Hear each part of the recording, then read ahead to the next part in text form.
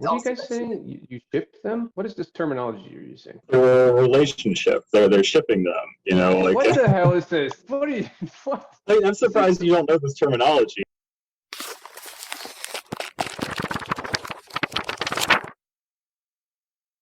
What are the bookends? Or someone else do it. That was terrible. Katie, you do it. Welcome to the Bookends, the in-depth book review you never asked for.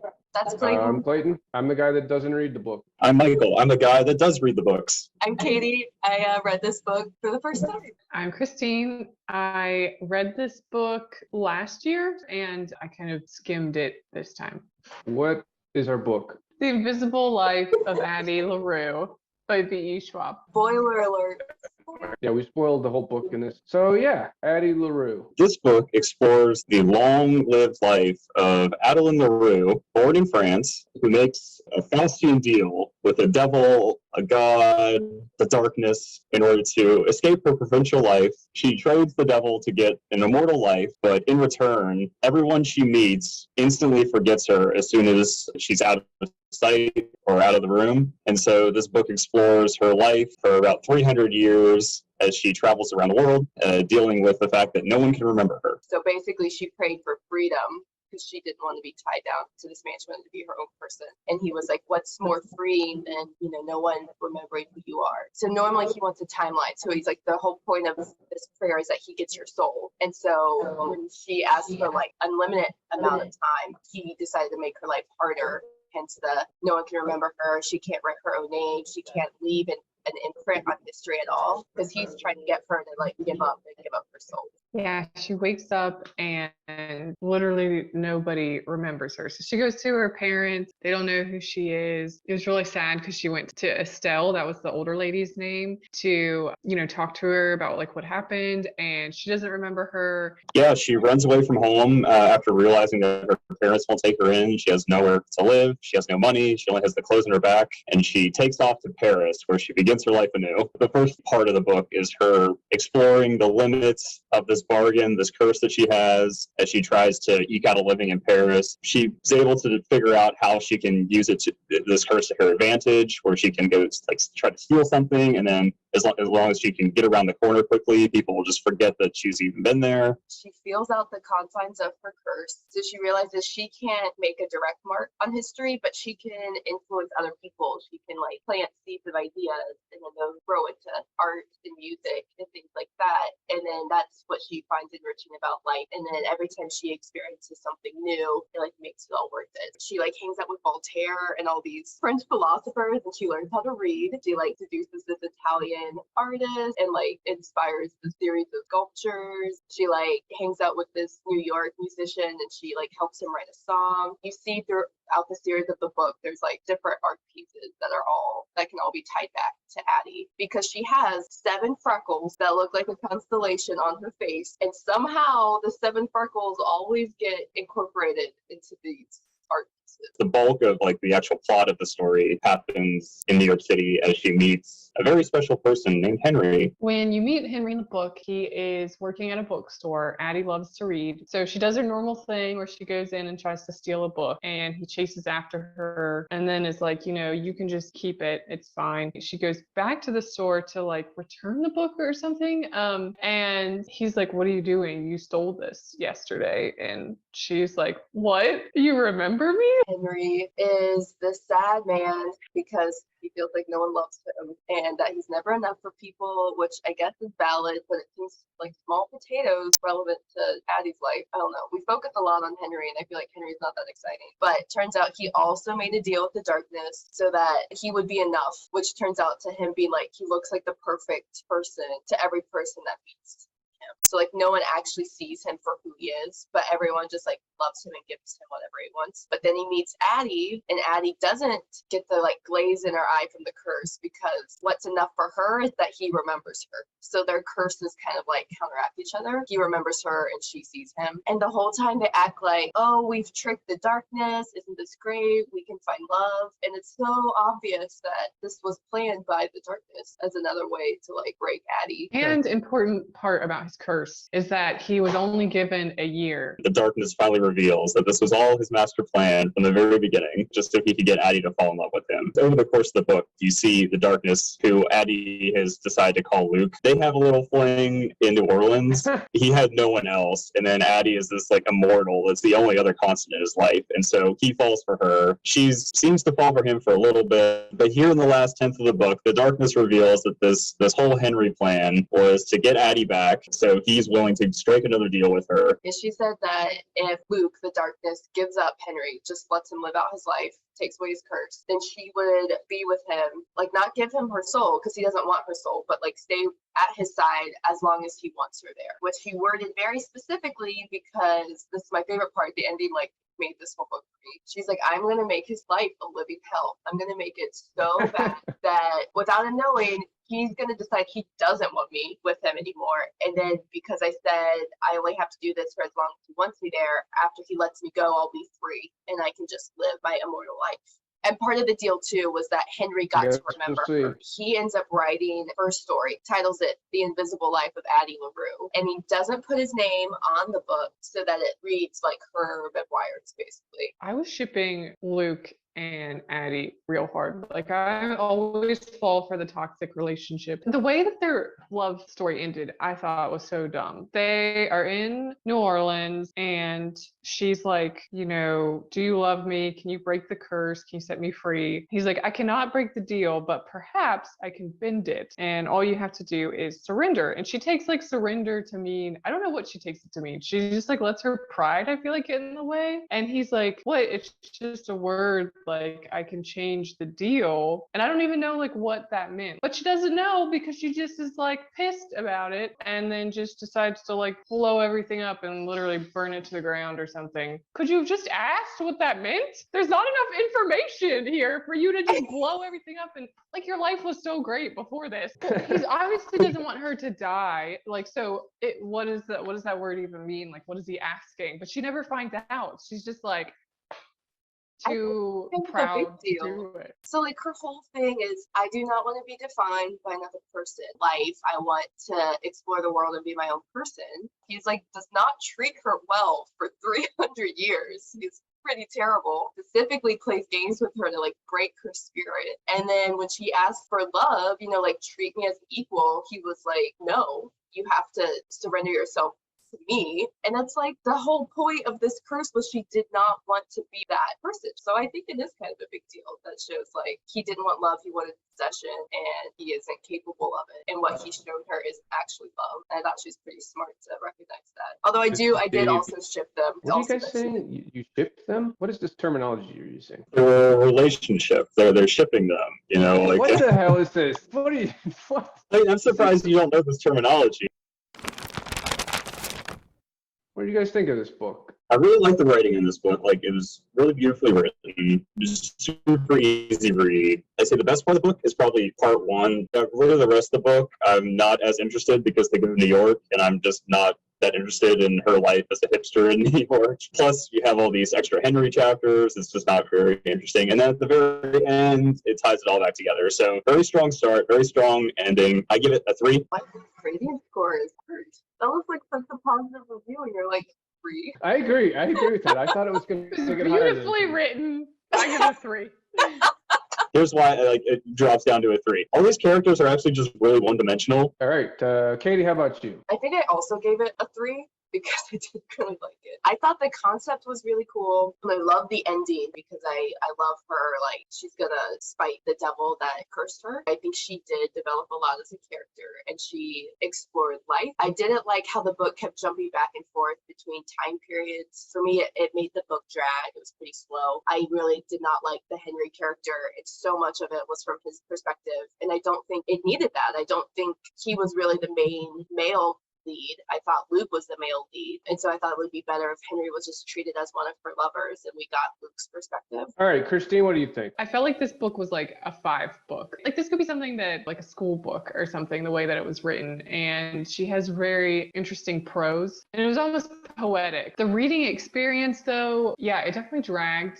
So I gave that lower. I gave it a 4 though. I still liked this book. I felt like it was a book that I like read and reflected on a lot. Just about like like life and the kind of give and take that life had. I agree. Some of the characters were whiny. Henry was a little whiny, but also I felt like his story is honestly a lot of people's story. Let's go to Katie with the weather for Addie Larue. Actually, I didn't think of a metaphor. I would say all I saw was lots of fade to black. It is a dark night sky with 7 stars in the sky. Wasn't that memorable? Yeah, I can't remember her name. I can't remember if there was signs. Isn't there a song that's like, there are stars in the southern sky, down the 7 bridges road. Maybe we just insert a clip right here. Just best historical time scene. Maybe Addie's peak at her time in France. I think it's a couple years before the French Revolution. She's able to basically sneak into high society. I thought that was pretty cool. The whole like super sleuth scene of her trying to sneak in, and she gets people to dress her in there, and then she gets to hang out at the cocktail party. I think mine was during Prohibition in America. She went to a lot of speakeasies. I thought that was pretty cool, and it fit well with no one remembering her. I really liked when she was being wheeled away with dead bodies, and I thought she was also dead. No, I'm just kidding. Bodies. Bring out your dead. But that could be edited to make it seem like that was my choice. I think we should do that just for some uniqueness. That'll get the people going. I think we should just move on to the details. Christine, you want to go first? I'm really interested. I think I'm liking the premise. What if Michael was Addie Larue? I'm thinking like what marks would he have left behind? So we kind of talked about it. There's 7 parts of the book. Each part has an art piece to it that you realize ends up connecting back to Addie Larue in some way. So we're going to do that, and we're going to compare Addie's and what Michael's might have been. My body is ready. Let's go. If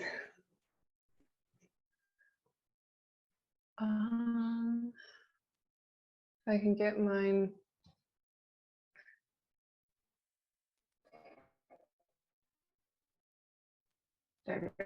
Okay, so first, as the 7, so we need to figure out what Michael's most memorable physical trait might be. Like what could this be in history that he's left behind as a mark. So we're just gonna start off with a couple pictures, and we'll see if you guys find something interesting here. Any hints as to what might be Michael's physical trait? Oh my gosh. That's not true. You don't remember that? That summer was wild. So obviously, I think it'd be Michael's hair that gets left behind in his artwork that he influences, So in part 1, The Gods That Answer After Dark, Addie's mark is the little wooden birds that she had that she ends up losing. I think they were from her dad. He was like a woodworker. But anyway, so it was like a sculpture basically. So I was thinking, what would Michael's version of this be?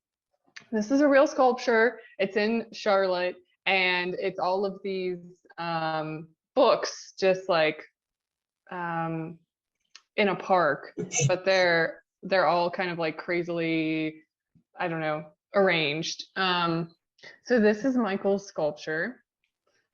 Imagining that he influenced this. Yeah, all right.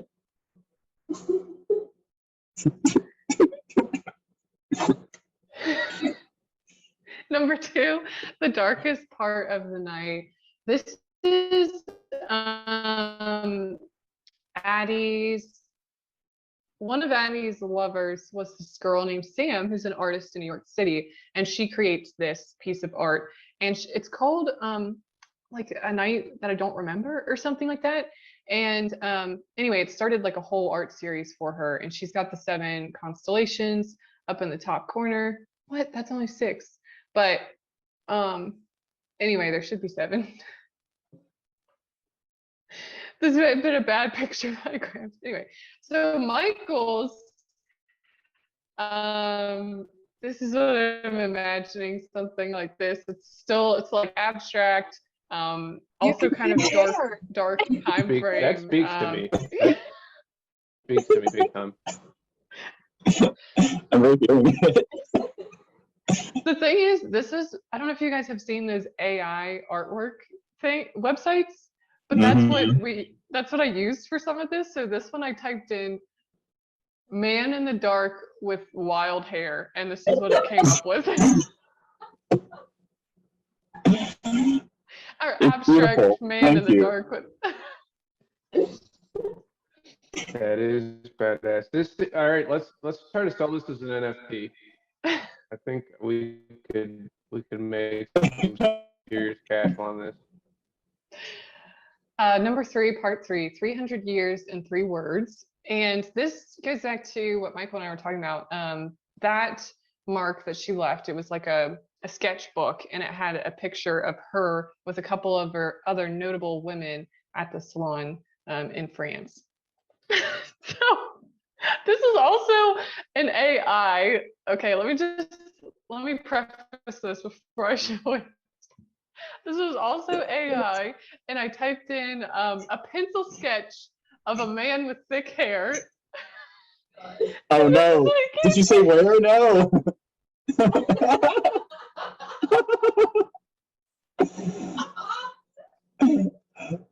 So I'm not sure which one is Michael, but They're all Michael. Bottom right. Bottom It's right. all me. I can see reflections of myself in all of them. Okay, number 4, the man who stayed dry in the rain. This one was a little unique because it's actually Henry's sister makes this art piece, and it's an interactive art piece. It's like this hanging heart, and you can pour liquids in it, and the liquids come out of the heart, and it's kind of tied to Henry's story more so. But anyway, so I was thinking, what could Michael's kind of sculpture be that he left? And I actually found one, Michael, that you have made previously. So I wanted to add this here because I felt like it fit. And this would be. What in the hell is that? It's the road. That is terrifying. It's some sort of pagan sculpture. The jellyfish. There's a jellyfish pimple. That's deep. Oh my goodness. If you can't tell, this required some serious creeping into Michael's Facebook for this DTL. Well, someone's got to use my Facebook. It's not going to be me. So. Number 5, the shadow who smiled and the girl who smiled back. The artwork in this one, I forget who drew her, but they drew her the next morning, and she was, in this guy's bed and like in the sheets, and so that's like supposed to be her lying there, and you can't really tell a lot about her face, but apparently there's supposed to be like 7 freckles on her face. So I forgot about this one.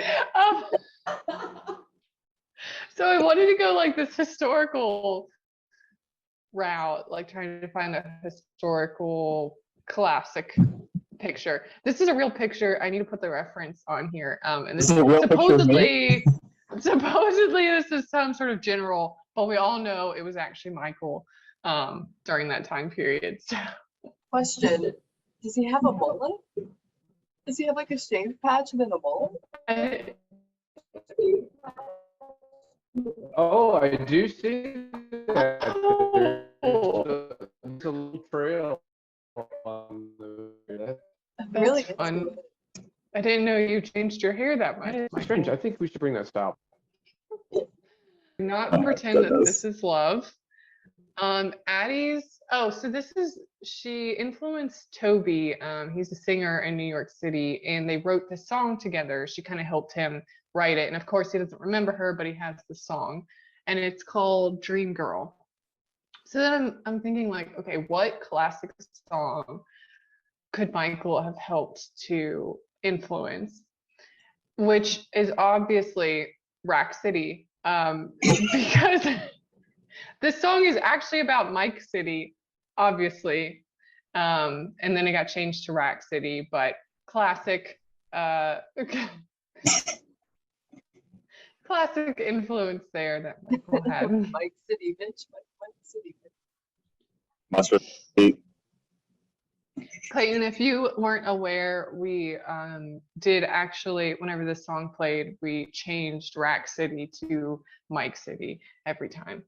So that's where that came from. I feel like I remember that a little. I don't know if that might have been slightly before I got to know you guys, but I think that joke was still going on early in when we met each other. Number 7. It's a joke hundreds of years in the making here. Number 7, I Remember You. Addie's mark was, these are Polaroids of her from Henry. And but you can never like see her face. It's always a little blurry the way that they come out. And I was going to take some of Michael's photos and blur them and edit them, but I found some really great examples of this actually on Michael's Facebook. So you've got this one here, this one, and lastly, my personal favorite, this one. Those are great. Those are really good. Those are, Michael, we have a similar Facebook. I feel like mine would generate similar content if someone were to do stuff. It's like looking in a mirror.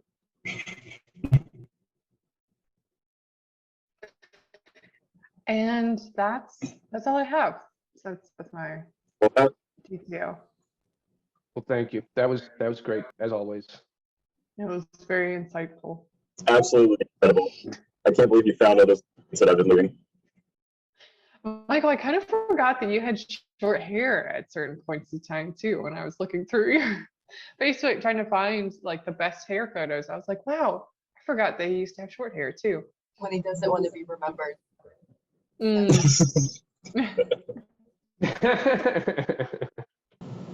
I love it already. I like this theme. Very nice theme. Okay, so Henry's bookstore, and the book was called The Last Word. And so I wanted to try to find a bookstore in New York that would be The Last Word. And there actually used to be one, but it's closed now. And so this kind of changed into finding the best bookstore in New York City. Maybe somewhere. Okay, so here's an overall list. I picked 7 because that's kind of the theme for this book. So first is Strand Bookstore. Strand is on Broadway, and it's family-owned, independent. It used to be on Book Row, which was like a block of New York City that was made up of a bunch of bookstores, and basically the Strand's the only one that survived, and it is now 18 miles worth of books. So it's like Powell's, but in New York City. I mean, I'm obsessed with Powell's, so I have to pick this one.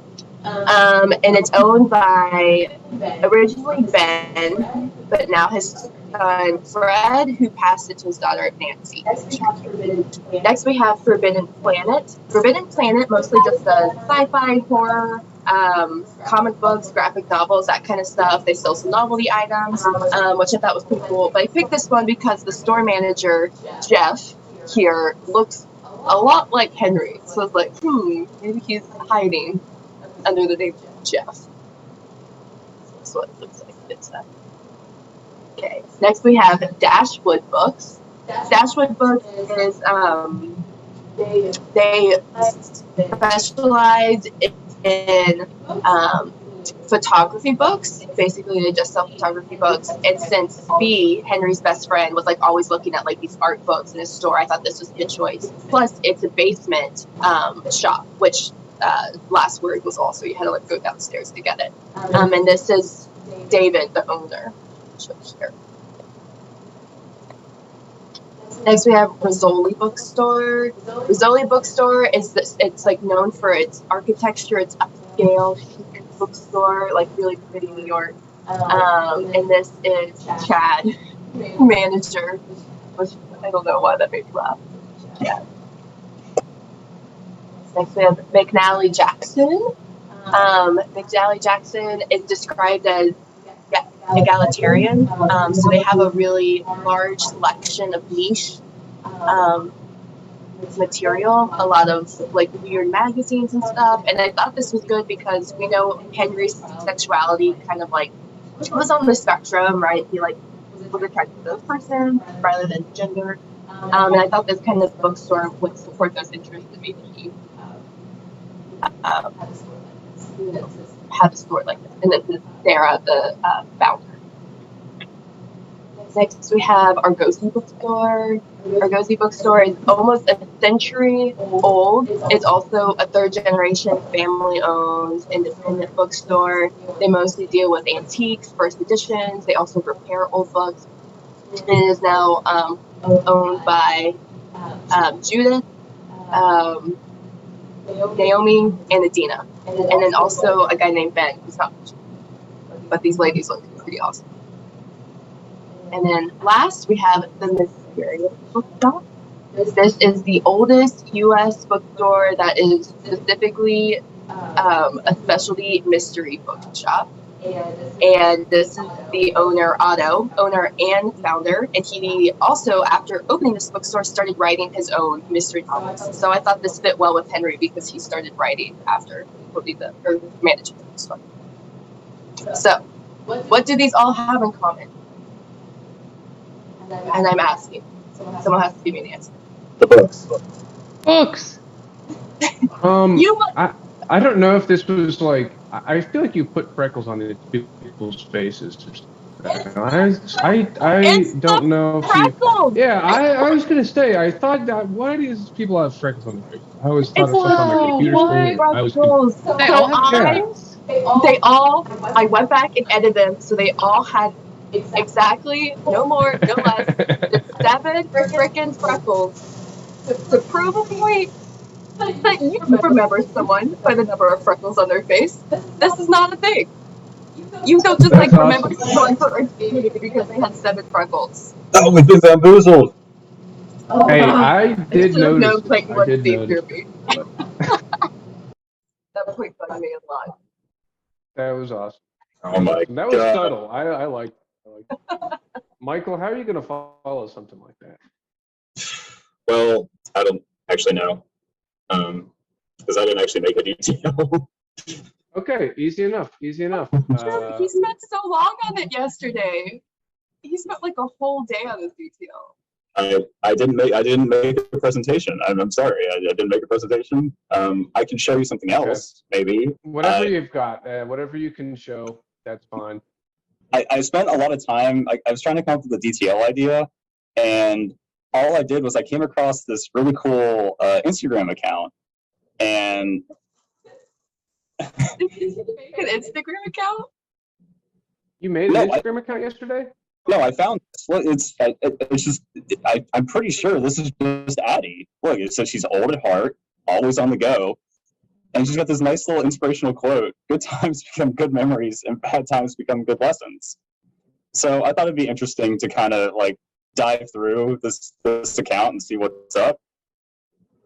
Hi everyone, Maddie here. Just moved to New York City. Starting this account to record my life. Posts will be sporadic. Not so great with computers, lol.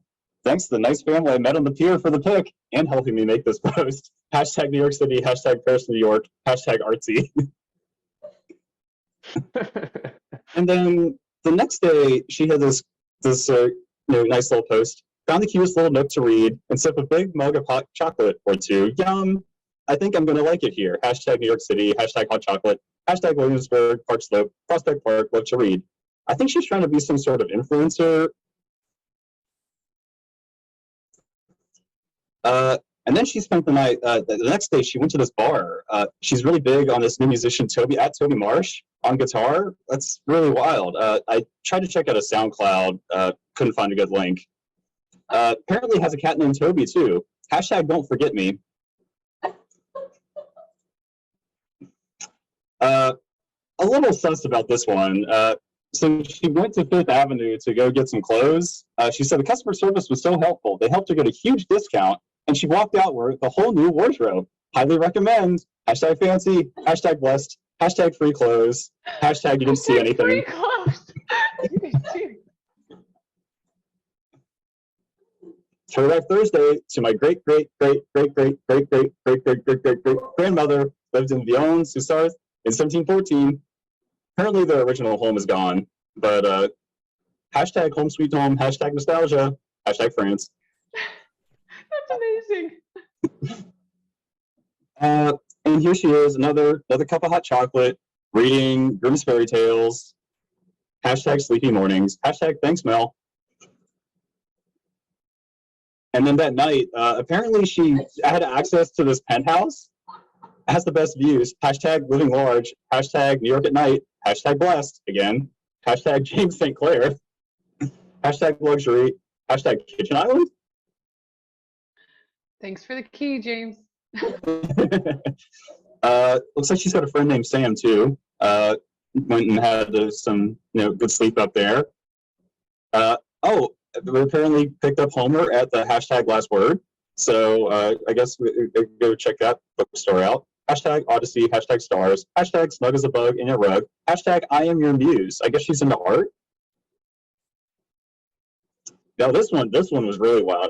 She just didn't even have time. Just posted something really big happened. Hashtag he remembered me.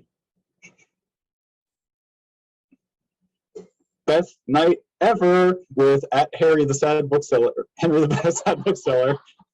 There was a night I hope we never forget. Hashtag smiles, hashtag pinball, hashtag fourth rail, drinks dancing, so many mugs.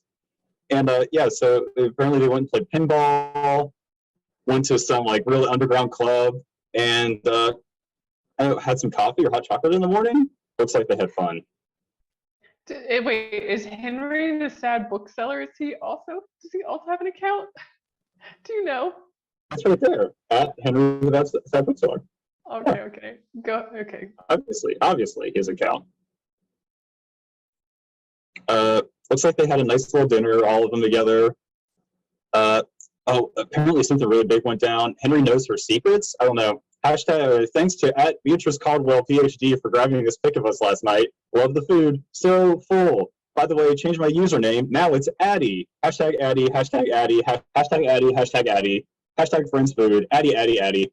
Williamsburg, Addie. Dinner party. Addie, Addie, Addie. Feeling free. Addie, Addie, Addie. She's really excited. I feel like she does not know how to use Instagram. It's like this account was made by someone that doesn't use Instagram. It's really wild. Beautiful time at the hashtag artifact. Saw some of the best art I've ever seen in my entire life with at Henry the sad bookseller. Add a remark to the wall. So if we drew over your art, kind of got a little carried away. Hashtag sorry not sorry. Hashtag art. New York City fun, painting, artist, creative. Hashtag you are the art. Throwback Thursday to my mother's house in New Orleans. I love New York City, but I do miss the times I had there. Hashtag missing Nola. Hashtag remembering. Hashtag old-timey photo. Hashtag vintage. Hashtag Luke.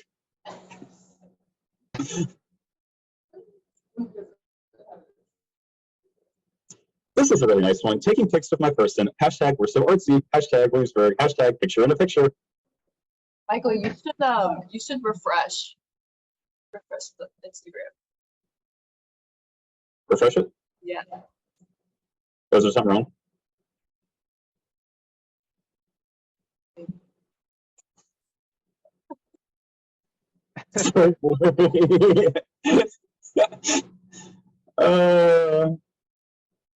Oh man, now I gotta hold on.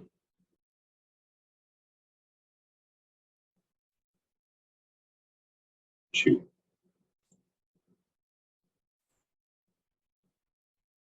Oh my goodness. That was a bad idea. Sorry. That was a really bad idea.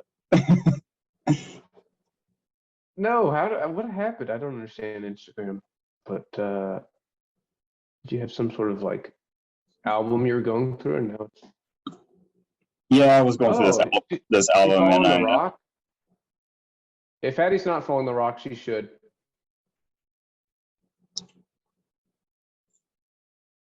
Okay. Click, click. So, okay. Oh, look, she's got a follower now, too. Just picked up her first follower today. Really wild. At hashtag Rockaway Beach with Henry, the sad bookseller, celebrating my 300th birthday. Hashtag IYKYK. Hashtag sunny. Hashtag blessed. Hashtag beach day. Hashtag fun in the sun. Feeling sad today. Throwback Thursday to when I was in the French Resistance. Apparently, this is her. I don't know. This is the only I don't know. The picture didn't come out all that well. Very weird. Happy Halloween. This year I'm dressed up for more than this provincial life. Just letting everyone know I'm doing well and living my best life. Hashtag Belle. Hashtag Halloween. Hashtag cursed. I guess she's not hashtag blessed anymore. Hashtag miss you, Henry. Hashtag Luke is dressed as Gaston. And then her last post. Thank you at Henry the Sad Bookseller for letting everyone know my name. Hashtag I remember you. And look, this is Henry obviously must be the author of the book that's about her life. Anyways, really cool account. I recommend you all follow. I already did. This is It's amazing. the best thing I think I've ever seen out of this whole book. So good Did job. y'all notice how all of the comments were like the same? What the hell were those other comments? I No, was okay, wondering so- what is Did you happening? pay for Are you getting bots, followed by Michael? bots? Are they doing No, yeah. I'm telling you. No, so this is wild. This is why I was giggling so much last night. I'm making all these posts, and all these like random like bot accounts, like this one. It's like follow for follow, send pic. I don't know, like all these just random accounts, and then there's a couple of real people too that like liked it too. And apparently, just thought the aesthetics were cool. And I'm like, these are not real photos. I'm pulling these off of Google Images. These aren't real. Award artistic. It's got to go to Christine. I think Katie, yours would be best done as a Yelp review or a series of Yelp reviews. Michael, you get influencer of the week. Pretty good. Pretty good. What's next? My selection for the series, I think we should read Lord of the Rings. What if y'all read Lord of the Rings and Clayton and I watched the movies with you? And then our reviews are like movie versus book. That could be fun. Wait, what do we say to get people to follow us? Follow us. Follow us at Bookends. Go to our website. Buy our merch. There you go. YouTube and Instagram. That's where you can find us.